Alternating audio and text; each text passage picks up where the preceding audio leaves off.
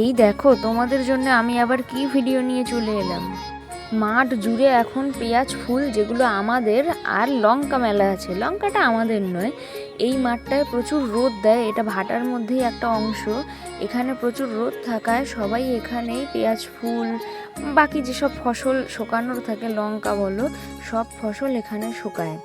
আজ প্রচুর রোদ এবং প্রচুর গরম পড়েছে, কিন্তু আমাকে এসব রোদ গরম পাত্তা দিলে চলবে না। আমি এসেছিলাম যারা কাজ করছে তাদের জন্য খাবার দিতে। কত সুন্দর ফুল ফুটেছে দেখো।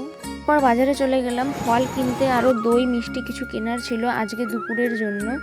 কিন্তু আমার নজর তো চলে গেছে ওই পাকা কলাটার দিকে, সেটা তো আমাকে এখন খেতেই হবে। তো আমি নিয়েছি একখানা কলা, মানে দোকানদার আমাকে দিতে বাধ্য হয়েছে আর কি। এরপরে দই মিষ্টি নিয়ে বাড়িতে চলে এলাম, তারপরে চলে এলাম মাঠে, কারণ এদেরই আজকে যারা যারা কাজ করবে তাদের সবার জন্য এই খাবার আয়োজন করা হয়েছে। কারণ কি বলতো, আজকের দিনে সারা দিন এই রোদ গরমে এদের কাজ করতে হবে, মানে সেই সকাল থেকে রাত পর্যন্ত। আরে তোমাদের তো বলাই হয়নি আজকে কি কাজ আছে।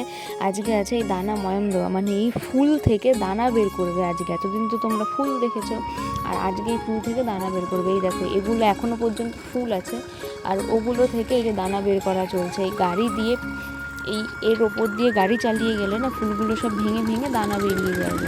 তো এটাই হচ্ছে প্রসেস।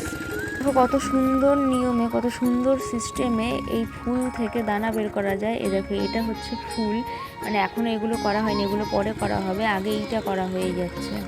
আর এগুলো হচ্ছে ফুল থেকে অলরেডি পেশাই করে দানা বেরিয়ে গেছে। এরপরে যদিও এখনও লম্বা প্রসেস আছে, তো সেগুলো করতে হবে। আমি অলরেডি দুপুরের টিফিন নিয়ে চলে এসেছি, এটা সকালেরটা তো আলাদা এনেছিলাম। তো এখনও এটা চলছে, এখান থেকে এখনও ঝেড়ে তারপরে দানা বের করতে হবে। এদিকে রোদে তো আমার অবস্থা পুরো কাহিল।